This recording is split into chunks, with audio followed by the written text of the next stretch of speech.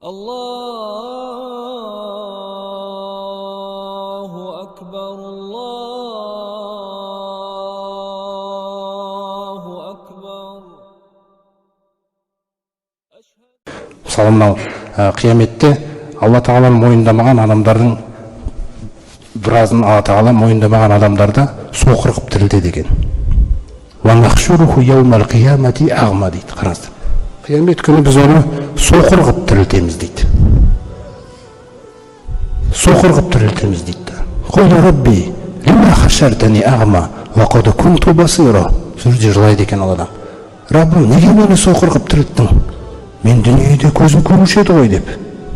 كَذَلِكَ جَاءَتْكَ آيَاتُنَا. Қараңыздар. Саған осындай біздің аяттарымыз келген еді. فَنَسِيتَهَا. Сен ол аятты көрмедің. Қараңыз, пайғамбарды мазақ қылдың, өтірік дедің. فَكَذَلِكَ الْيَوْمَ تُنْسَى. Сол күні сен көзсіз болдың дейді аятқа. Осылайша бүгін сен ұмытыласың дейді менің алдымда. Саған бүгін көздің не керегі бар деп айтады екен. Қараңыз, мәңгі бақи тозақта соқыр қылып қояды екен Алла Тағала. Өйткені дүниеде соқыр болған. Біз толық Алланыкіміз. Бүкіл нығметтер Алланыкі.